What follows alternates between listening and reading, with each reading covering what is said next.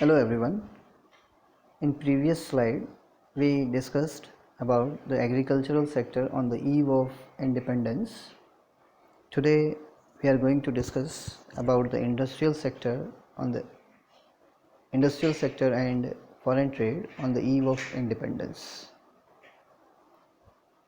Changes made by British East India Company in both the sectors, foreign trade and industrial sector. So let's start with industrial sector. Number 1. Company practiced twofold policy. Twofold policy was related to import and export. British East India Company transferred raw Indian raw materials to Britain, where British businessmen converted modified Indian substances into a valuable products. And again, Indian British East India Company imported finished products for selling in Indian market.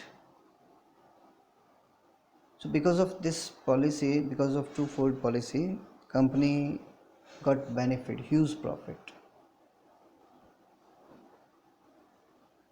Number 2, tariff policy. This policy was also very exploiting policy for Indians. Again, Britishers got benefit through this policy. So what is tariff policy? Tariff, taxes. So tax-free export of raw materials. There was no taxes on export of Indian raw substances to Britain. And again, there was no taxes, no tariff on import of British finished goods. Number 3, decay of handicrafts. Indian handicraft was very popular, very famous in European markets as well as in other parts of the world. But because of the Britishers' policy, we lost our status in this industry. Number 4, disappearance of princely courts. As we all know that growth of industry depends on local patronage or local support. Without local support or local patronage, we were unable to grow our industry. So point is very clear, it was disappeared at that time. So we are very lag behind in industrial sector. 5th, competition with machinery. British East India Company used latest technology, latest machine in production, and we were unable to compete with British machineries and British technology. Number 6, new pattern of demands. Our taste had been changed due to British people. So demands were also changing. But we were unable to produce these demands. So British East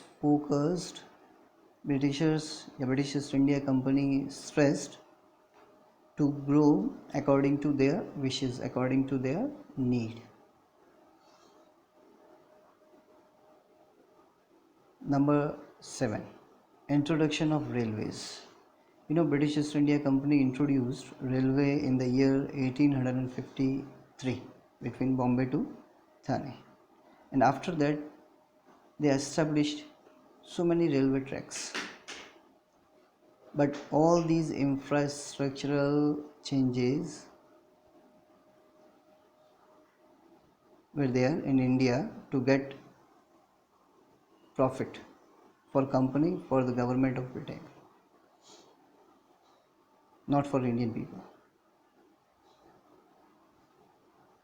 because they transferred raw materials very fast by using railways. They transferred valuable products by using railway. 8. Lack of capital goods industries. These industries were not there in Indian market. Capital goods which are being further used for increasing production. But we were unable to set up these kind of industries in India. Number 9. Slow growth of modern industries. In other parts of the world,